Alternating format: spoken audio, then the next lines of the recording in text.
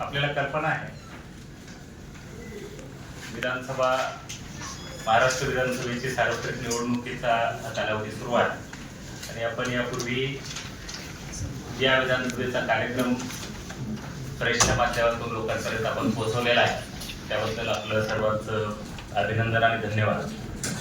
आज एका विशिष्ट टप्प्यावर नामनिर्देशन पत्र मागे घ्यायची तारीख संपल्याच्या नंतर याला निवडणूक प्रक्रियेमध्ये ETBBS आणि बॅलेट पेपर तयार करण्याची प्रक्रिया सुरू झालेली आहे आणि निवडणूक लढवणाऱ्या उमेदवाराची यादी प्रसिद्ध झाल्यानंतर आपल्या माध्यमातून ते लोकांपर्यंत पोहोचवणे या आयोगाच्या उद्देशानुसार आज आपण पत्रकार परिषद बोलावलेली आहे.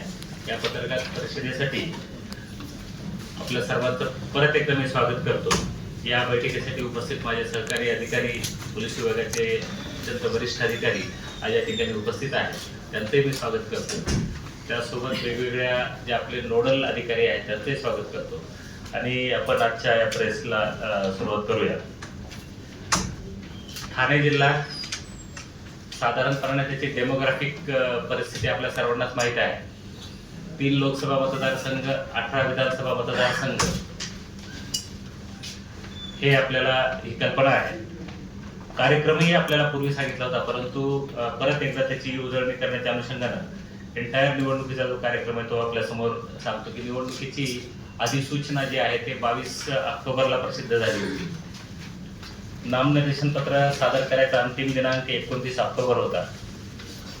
नामनिर्देशन पत्राची स्क्रुटनी किंवा छाननी ते 30 ऑक्टोबर 2024 ला बुधवारी झाली. त्यानंतर उमेदवारी अर्ज मागे घेण्याचा अंतिम दिनांक 4 नोव्हेंबर 2024 हा होता. मतदानाचा दिनांक 20 नोव्हेंबर आहे. मतमोजणीचा दिनांक 23 नोव्हेंबर आहे. काल नामनिर्देशन पत्र मागे घ्यायच्या अंतिम दिनांकापर्यंत आपल्या जिल्ह्यामध्ये एकूण 334 वैधरित्या नामनिर्देशित उमेदवारांनी नामनिर्देशन पत्र दाखल केले होते. कालपर्यंत नामनिर्देशन पत्र विड्रॉ करण्याचा जो एंटायर कालावधी आहे त्या कालावधीमध्ये एकूण 90 उमेदवारांनी त्यांचे अर्ज मागे घेतले. अशा रीतीने जिल्ह्यामध्ये आता निवडणूक लढवणारे 244 उमेदवार शिल्लक आहेत. आता या 244 उमेदवारांचं आपण प्रत्येक विधानसभा मतदारसंघ निहाय जर ब्रेकअप बघितलं तर 134 भिवंडी ग्रामीणला आता 7 उमेदवार शिल्लक आहेत. 135 शहापूरला 9 उमेदवार निवडणूक लढवत आहेत.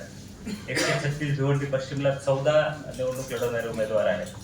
137 भिवंडी पूर्वला 11 उमेदवार निवडणूक लढवत आहेत.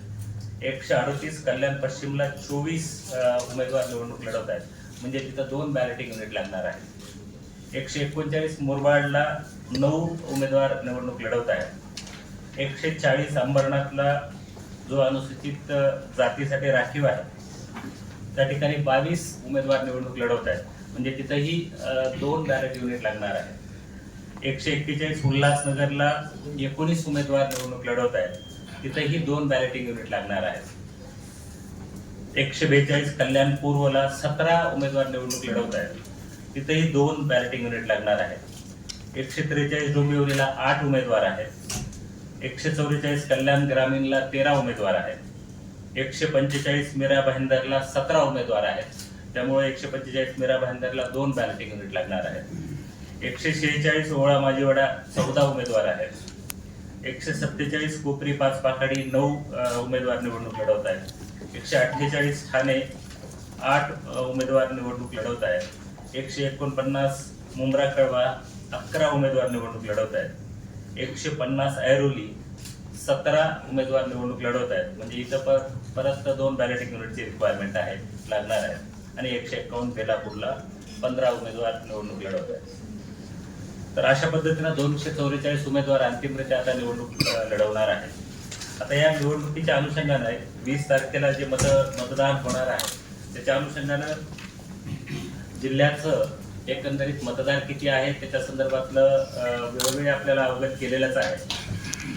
ज्यावेळेला लास्ट टाइम आपण भेटलो किंवा प्रेसच्या माध्यमातून लोकांसमोर गेलो तेव्हा साधारणपणे जिल्ह्यामध्ये 70,07,606 इतके मतदारांची संख्या होती. आता या कंटिन्युअस अपडेशनमध्ये आता 72,29,339 इतके मतदार जिल्ह्यामध्ये आहेत. त्यामध्ये 38,45,042 हे पुरुष आहेत, 33,82,882 स्त्री मतदार आहेत आणि 1,415 हे ट्रान्सजेंडर किंवा थर्ड जेंडर त्याला म्हणतो आपण, ते आपल्या इथं मतदार आहेत. ट्रान्सजेंडरची संख्या आपल्या जिल्ह्यामध्ये राज्यामध्ये सर्वात हायएस्ट आहे. या संदर्भामध्ये भारत निवडणूक आयोगाकडेही काही प्रेझेंटेशन सांगितलं होतं की या संदर्भातली अचिव्हमेंट किंवा इतकं मोठ्या प्रमाणावर रजिस्ट्रेशन आपण कसं केलं, तर आपल्या माध्यमातून आणि ट्रान्सजेंडरच्या ज्या विविध स्वयंसेवी संस्था आहेत, किन्नर अस्मिता, त्यांच्या माध्यमातून आपल्याला हे रजिस्ट्रेशन किंवा एनरोलमेंट जे आहे ते करायला निश्चितपणे मदत झालेली आहे. आणि या स्तरावर देशातल्या 9 राज्यांचे मुख्य निवडणूक अधिकाऱ्यांच्या समोर माझं प्रेझेंटेशनही झालेलं होतं. या संदर्भामध्ये भारत निवडणूक आयोगाकडूनही या संदर्भात कौतुकाचे 4 शब्द निश्चितपणानं ऐकायला मिळालेले आहेत. आपल्या इथं जेंडर रेशो हा एक महत्त्वाचा फॅक्टर असतो. मतदार यादीची हेल्थ कशी आहे हे बघण्याच्या अनुषंगाने आपला जेंडर रेशो 848 होता सुरुवातीला, साधारणपणे जानेवारीच्या आसपास. जेव्हा आपली 23 जानेवारीला, टू बी व्हेरी प्रिसाईज, जेव्हा आपली मतदार यादी अंतिमरित्या प्रसिद्ध झाली होती लोकसभेच्या वेळेला, दरम्यानच्या कालावधीमध्ये महिलांच्या एनरोलमेंटच्या संदर्भामध्ये थोडा प्रोॲक्टिव्हली काम केल्यामुळं आपला जेंडर रेशो आता वाढून 880 पर्यंत झालेला आहे.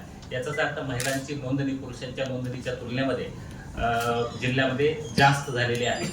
त्यामध्ये जे विविध महाविद्यालय आहेत, महिला महाविद्यालय आहेत किंवा महिलांचे जे हॉस्टेल्स आहेत, त्यांच्याकडून चांगला सकारात्मक प्रतिसाद आम्हाला भेटलेला आहे. जिल्ह्यामध्ये 1603 आपले इतके सैनिक मतदार आहेत. 1,72,981 हा 18-19 वयोगट जो आहे त्याच्यामध्येही चांगली सबस्टॅन्शियल वाढ झालेली आहे. लोकसभेच्या वेळेला आपल्याकडे 1,15,000 होते, आता 1,72,981 18-19 या वयोगटातले मतदार आपण एनरोल करू शकलेलो आहोत. अर्थात याच्यामध्ये आणखी आपल्याला करणं शिल्लक आहे. दिव्यांग मतदार आणि 85+ मतदार या दोघांच्या बाबत होम वोटिंगची सुविधा आयोगाने दिलेली आहे. म्हणजे त्याच्या घरी जाऊन आपण मतदान घेतोय. तर जिल्ह्यामध्ये 38,149 एवढे दिव्यांग मतदार आहेत. पण 85+ आहेत ते 56,976 आहेत. अर्थात यापैकी ज्यांची डिसॅबिलिटी 40% पेक्षा जास्त असेल आणि ज्यांची इच्छा असेल त्यांनाच आपण होम वोटिंगची संधी देतो. आणि 85+च्या बाबतीमध्ये ज्यांनी अर्ज केलेले आहेत, आपण अर्ज वाटप केल्याच्यानंतर साधारणपणे 933 इतक्या लोकांनी 85+ आणि दिव्यांगांनी होम वोटिंगची सुविधेची मागणी केलेली आहे. या होम वोटिंगच्या संदर्भामध्ये सगळ्या 18 विधानसभा मतदारसंघामध्ये टीम्स निर्माण केलेल्या आहेत. सगळ्या राजकीय पक्षांना याच्या संदर्भातली पूर्वसूचना देऊन तो रूट आणि ते त्या व्यक्तीचं मतदान घेण्याची प्रक्रिया, त्यामध्ये त्याचे इलेक्शन एजंट पण असणार आहेत त्या सगळ्या उमेदवारांचे, त्यांच्या उपस्थितीमध्ये आणि उपस्थितीमध्ये मात्र गोपनीयरित्या हे मतदान आपण होम वोटिंगचं त्यांचं करून घेणार आहोत. यासाठीचा जो प्लॅन आहे त्या सगळ्या निवडणूक निर्णय अधिकाऱ्यांनी निश्चित केलेला आहे. आपण मतदाराच्या संदर्भामध्ये बोलत होतो. मतदाराच्या बाबतीमध्ये 72,29,339 एवढे मतदार आहेत. एखादा मतदारसंघ ज्यामध्ये हायएस्ट मतदार कोणते असावेत हा कदाचित आपल्या उत्सुकतेचा भाग असू शकतो. त्यामुळं हायएस्ट मतदार जर विचारात घेतले तर ओवळा माजीवाड्यामध्ये 5,45,110 इतके मतदार त्या मतदारसंघात आहेत, जो की सगळ्यात हायएस्ट आहे जिल्ह्यामध्ये. आणि सगळ्यात कमी मतदारसंख्या असलेला मतदारसंघ आहे तो 141 उल्हासनगर, 2,83,379 आहे. मात्र जिल्ह्यामध्ये साधारण 4 लाखापेक्षा जास्त मतदार असलेले 9-10 मतदारसंघ आहेत. तर उदाहरण द्यायचं झालं तर 138 कल्याण पश्चिममध्ये 4,40,000 मतदार आहेत. 139 मुरबाडला 4,70,040 आहेत.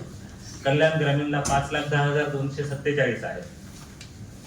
145 मीरा भाईंदरला 5,10,862 आहेत. 146 ओळा माजीवाड्याला 5,45,110 आहेत. मुंब्रा कळवा 149, 4,85,324 आहेत. ऐरोलीला 4,89,059 आहेत आणि 151 बेलापूरला 4,23,579 आहे. 4 लाखापेक्षा जास्त असलेले मतदार संघ त्याची माहिती मी आपल्याला दिलेली आहे. यामध्ये दिव्यांगाचं प्रमाण 85+ याचं सगळे डिटेल्स दिलेले आहेत. त्यात वेळेच्या अभावी वेळ जायला नको म्हणून ते परत त्याचं रिपीट करणार नाही. जिल्ह्यामध्ये मतदान केंद्र त्याचं रॅशनलायझेशन हाऊस टू हाऊस सर्वे आपण 2 वेळा केलेला आहे, विधानसभेच्या अगोदर आणि लोकसभेच्या अगोदर. आता सध्या परिस्थितीमध्ये जे 70 लाखावरून 72 लाखापर्यंत जी मतदाराची नोंदणीमध्ये वाढ झालेली आहे, त्यामुळे काही ठिकाणी आपल्याला ज्या ठिकाणी 1500 किंवा त्यापेक्षा जास्त मतदार होत आहेत त्या ठिकाणी आपल्याला सहाय्यकारी मतदान केंद्र स्थापन करावे लागले. तर त्या संदर्भात अशी आपण 61 सहाय्यकारी मतदान केंद्र तयार करण्याचा प्रस्ताव भारत निवडणूक आयोगाला पाठवला होता आणि भारत निवडणूक आयोगानं त्याला मान्यता दिलेली आहे. आता जिल्ह्यामध्ये 6,955 इतके मतदान केंद्र असतील. त्यापैकी 6,894 हे मुख्य मतदान केंद्र आणि 61 सहाय्यकारी मतदान केंद्र असतील. हे 6,955 मतदान केंद्र 2265 एवढ्या लोकेशनला आहेत. म्हणजे एका लोकेशनला एकापेक्षा जास्त असलेली जी मतदान केंद्र आहेत अशी 2265 लोकेशनवर ही 6,955 मतदान केंद्र आपण अरेंज करणार आहोत. त्यातली पक्क्या इमारतीमध्ये 5,320 असणार आहेत, पार्टिशन मधली 1,231 आहेत, मंडपामध्ये 404 आहेत. ही संख्या बरीच आपण कमी करण्याचा प्रयत्न केला आहे. गृहनिर्माण सोसायटी हा एक यावेळेसचा एक विशेष उपक्रम भारत निवडणूक आयोगाने घ्यायला सांगितला होता आणि गृहनिर्माण सोसायटीमध्ये आपण 337 मतदान केंद्र त्या गृहनिर्माण सोसायट्यांमध्ये स्थापन केलेले आहेत, त्यांच्या कॉमन एरियामध्ये स्थापन केलेले आहेत आणि 252 स्लम क्लस्टरमध्ये आपण स्थापन केलेले आहे. तर या पद्धतीनं आपण 6,955 मतदान केंद्र स्थापन करतोय. एखादा विशिष्ट मतदारसंघ ज्यामध्ये हायएस्ट मतदान केंद्र कोणते असावेत हाही आपल्या उत्सुकतेचा भाग असू शकतो. त्यामुळं 139 मुरबाड या विधानसभा मतदारसंघामध्ये जिल्ह्यातले सर्वात जास्त मतदान केंद्र असलेला तो मतदारसंघ आहे. तिथं 518 मतदान केंद्र आहेत. अर्थात 500 पेक्षा जास्त असलेला आणखी 145 मीरा भाईंदर 503 मतदान केंद्र आहेत त्या ठिकाणी आणि जवळपास 500 पर्यंत पोहोचलेला 146 सोहळा माझीवाडा 498 तिथे मतदान केंद्र आहेत. अशी हायएस्ट असलेली मतदान केंद्राची संख्या आपल्याकडे सांगितलेली आहे. यानंतर या मतदान केंद्राच्या बाबतीमध्ये भारत निवडणूक आयोगाने नेहमीच नाविन्यपूर्ण उपक्रम घ्यायला सांगितलेला असते. त्यामध्ये आपण प्रत्येक विधानसभा मतदारसंघामध्ये एक अशा पद्धतीनं महिलांनी चालवलेलं मतदान केंद्र, म्हणजे त्या ठिकाणी संपूर्णतः महिला कर्मचारी असतील, प्रिसाइडिंग ऑफिसर महिला असेल, पोलिंग ऑफिसर महिला असतील, इतर पोलिंग ऑफिसर महिला असतील, त्यातल्या शिपाई संवर्गातल्या पण महिला असतील आणि आम्ही हाही प्रयत्न करतोय की त्या ठिकाणी असलेला पोलीस बंदोबस्त आहे तेही पोलीस दलातल्या ज्या महिला आहेत त्यांच्या मार्फत त्यांना मॅन करायचा आम्ही प्रयत्न करतोय. या संदर्भातल्या लॉजिस्टिक आम्ही पोलीस अधिकाऱ्यांच्या सोबत वर्कआउट करू आणि ती व्यवस्था आम्ही करतोय. प्रत्येक मतदारसंघामध्ये एक महिला किंवा आपण ज्याला सखी मतदान केंद्र म्हणतो ते आपण स्थापन करणार आहोत. प्रत्येक मतदारसंघामध्ये त्याचसोबत आपण 18 दिव्यांग व्यक्तींसाठी दिव्यांग व्यक्तींनी चालवलेली मतदान केंद्र, दिव्यांग व्यक्तींसाठी नव्हे परंतु दिव्यांग व्यक्तींनी चालवलेली मतदान केंद्र आपण स्थापन करतो. यामध्ये सगळे कर्मचारी दिव्यांग असतील याची खबरदारी घेतोय. युवा मतदान केंद्र स्थापन करण्याचा एक नवीन उपक्रम आयोगानं दिलेला आहे आणि यामध्ये आपण जे कर्मचारी युवा संवर्गातले आहेत म्हणजे साधारणपणे 25 वयोमर्यादेपर्यंतचे आहेत त्यांच्या मार्फत चालवलं जाणारं मतदान केंद्र आपण स्थापन करतोय. आता आदर्श आचारसंहितेच्या बाबतीमध्ये आपल्याला कल्पना आहे 15 ऑक्टोबरला भारत निवडणूक आयोगानं आदर्श आचारसंहितेची कार्यक्रमाची घोषणा केली आणि त्या क्षणापासून आदर्श आचारसंहिता अंमलात आलेली आहे. आपल्या जिल्ह्यामध्ये आदर्श आचारसंहितेचं जे 24 तास 48 तास आणि 72 तासामध्ये काम करायचं होतं, बॅनर पोस्टर शहरातले काढून टाकायचे होते, ते आपण विहित कालावधीमध्ये काढून टाकले. त्यानंतरही काही ठिकाणी आपल्याला बॅनर पोस्टर असल्याच्या सूचना किंवा तक्रारी ऑनलाईन ऑफलाईन टेलिफोनद्वारे आणि सी विजिल ॲपच्या माध्यमातून प्राप्त झाल्या होत्या. मला सांगायला आपल्याला आनंद वाटतोय की आपल्याकडं सी विजिलच्या माध्यमातून 411 तक्रारी प्राप्त झाल्या होत्या टोटल 440 तक्रारी प्राप्त झाल्या होत्या. त्यापैकी 29 तक्रारीमध्ये तथ्य नाही असं आढळलं आणि 411 तक्रारी आपण 100 मिनिटांमध्ये इन्व्हेस्टिगेट करू शकलो आणि त्याच्यावर अप्रोप्रिएट ऍक्शन आपण घेऊ शकलो. आचारसंहितेच्या कालावधीमध्ये पैशांचं वाटप, मद्याचा वापर, नार्कोटिक्स आणि ड्रग्जचा वापर मतदारांना प्रलोभन दाखवण्यासाठी दिला जाऊ नये याच्या अनुषंगाने आपली सीझरचं मेकॅनिझम अत्यंत मोठ्या प्रमाणावर आम्ही करण्याचा प्रयत्न केला आहे. प्रत्येक एक जिल्ह्यामध्ये एकूण 173 फ्लाइंग स्क्वॉड आपण निर्माण केलेले आहेत, ज्यामध्ये एक मॅजिस्ट्रेट अधिकारी असेल, एक पोलीस अधिकारी असेल आणि तो वेळोवेळी ज्या ठिकाणी तक्रारी प्राप्त होतील त्या सगळ्या तक्रारीच्या ठिकाणी तो जाऊन त्याचं व्हेरिफिकेशन करेल, इन्व्हेस्टिगेशन करेल आणि त्या संदर्भातली माहिती योग्य त्या कॉम्पिटंट अथॉरिटीला देऊन त्या संदर्भातली आपण निर्णय घेऊ शकतो. त्याशिवाय जे सगळे चेक नाके आहेत, टोल नाके आहेत किंवा प्रॉमिनंट आर्टेरियल रोड्स आहेत, अशा ठिकाणी 193 आपण स्टॅटिक सर्व्हेलन्स टीम आपण स्थापन केलेल्या आहे. या सगळ्या स्टॅटिक सर्व्हेलन्स टीमच्या माध्यमातून वाहनांची कसून तपासणी करण्याचा प्रयत्न करत आहोत. मात्र त्याच वेळेला सर्वसामान्य जनतेला त्या ट्रॅफिकमुळं किंवा SST-मुळं त्रास होणार नाही याच्याही सूचना आपण त्या SST-ना दिलेल्या आहेत. आतापर्यंत जिल्ह्यामध्ये 88 व्हिडिओ सर्व्हेलन्स टीम म्हणजे ज्या वेगवेगळ्या सभा आहेत त्या सभा कव्हर करण्यासाठीच्या 88 टीम निर्माण केलेल्या आहेत. अर्थात आपल्याला 88 टीम पुरतच मर्यादित राहता येणार नाही. जशा सभा किंवा कॅनव्हासिंग वाढत जाईल तशा पद्धतीनं या VSTची आपण वाढ करणार आहोत. हे जातील सभेच्या ठिकाणी, रॅलीच्या ठिकाणी, भाषणाच्या ठिकाणी, प्रचाराच्या ठिकाणी त्याचं टोटल कव्हरेज करतील. हे कव्हरेज दोन्ही अँगलने केलं जाईल. एक तर मॉडेल कोड ऑफ कंडक्टची अंमलबजावणी होती किंवा नाही हे पाहिलं जाईल. त्याच वेळेला खर्चाच्या अँगलनं सुद्धा हे सर्व्हेलन्स टीम व्हिडिओग्राफी वगैरे करतील. त्या खर्च किती केलेला आहे, पॅनल, पोस्टर, स्टेज आणि इतर खर्च किती केलेला आहे, खर्चाच्या बाबी त्यामध्ये रेकॉर्ड करायचा प्रयत्न करतील आणि ते निवडणूक निरीक्षक एक्सपेंडिचर ऑब्झर्वर यांच्या निदर्शनास आणून देऊन त्यांच्या सूचनेप्रमाणे पुढील कारवाई करतील. हे जे सगळे व्हिडिओग्राफी केलेले आहे ते व्हिडिओग्राफी केलेली व्हिडिओ जे कंटेंट आहे ते तपासण्याच्या संदर्भामध्ये प्रत्येक मतदारसंघामध्ये 2 अशा पद्धतीनं जिल्ह्यामध्ये 36 टीम निर्माण केलेल्या आहेत आणि ते पूर्ण वेळ या व्हिडिओ सर्व्हेलन्स टीमनं जे रेकॉर्डिंग केलेले आहे त्याचं व्हेरिफिकेशन करत आहे. सीझर मॅनेजमेंटच्या बाबत मला सांगायला आनंद वाटतोय की जिल्ह्यामध्ये आपण आतापर्यंत जवळपास 13 कोटीचं सीझर वेगवेगळ्या स्वरूपातलं केलेलं आहे. 13,26,96,871 रुपयाचं. त्यामध्ये कॅशचं सीझर आहे 8,82,82,52,871 कोटीचा पण सीझर केला. 8,82,00,000 आपण सीझर केलेला आहे, कॅशचं सीझर केलेला आहे.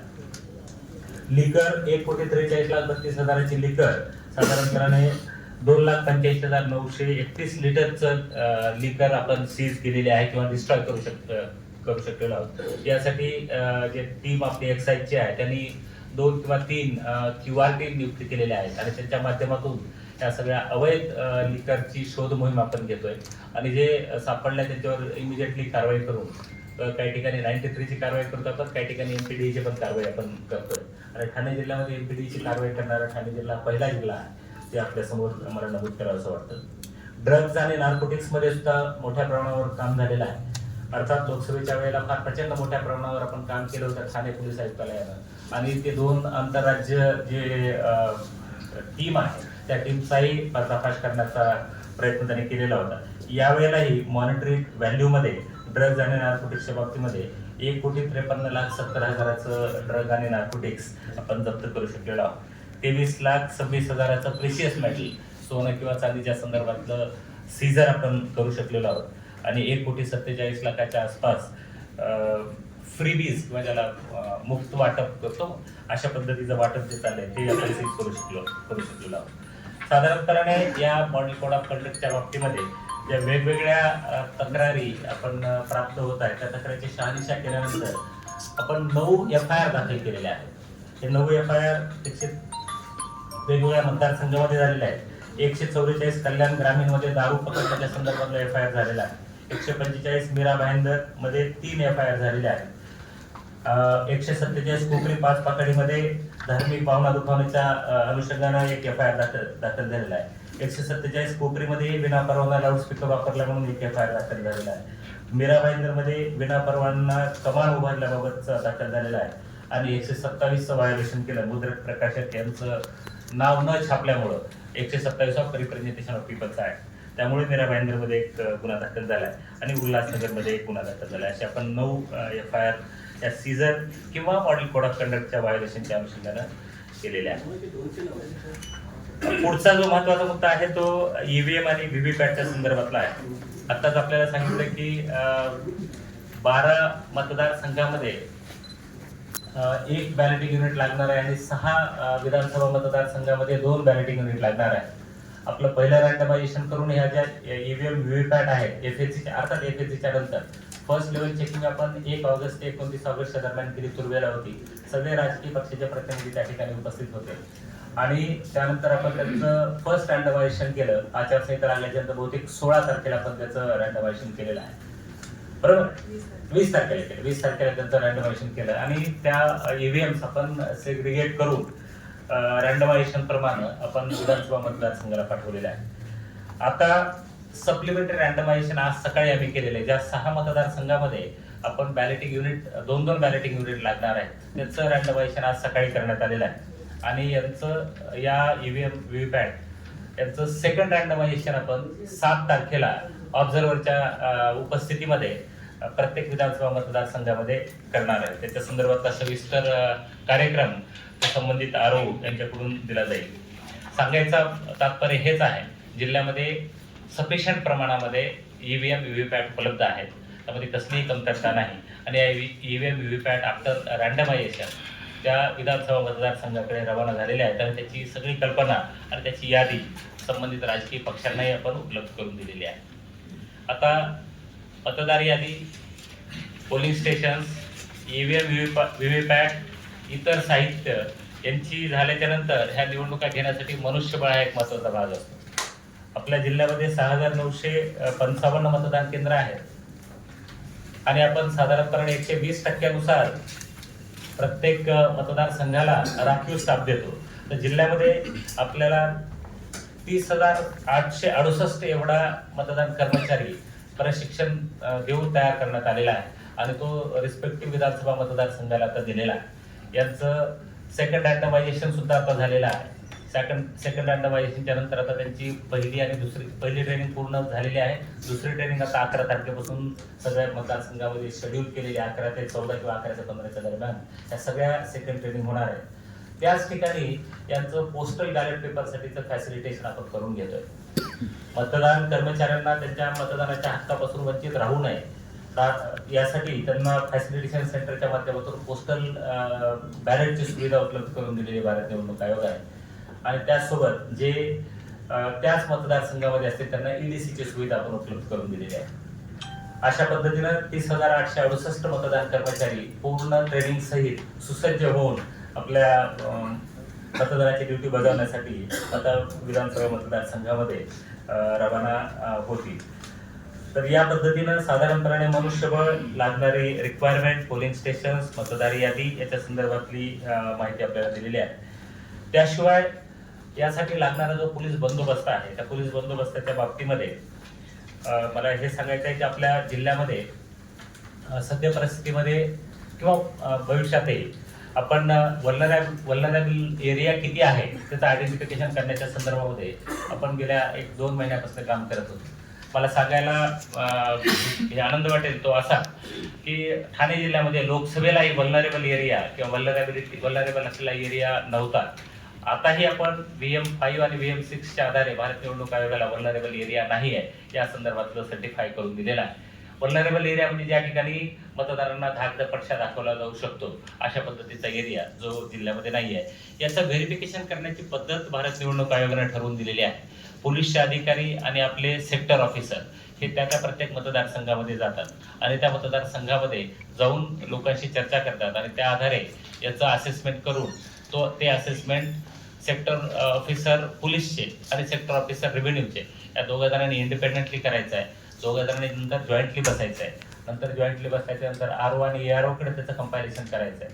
ROE ते कंपायलेशन करून DO म्हणजे माझ्याकडे पाठवायचं आहे. आम्ही त्याचं कंपायलेशन आणि असेसमेंट करून ते CO साहेबांना पाठवतो आणि CO साहेब ते असेसमेंट करून भारत निवडणूक आयोगाला पाठवतो. तर जिल्ह्यामध्ये ही सगळी प्रक्रिया पार पडल्याच्या नंतर आपल्याकडे व्हल्नरेबल एरिया नाही आहे हे निश्चित झालेलं आहे.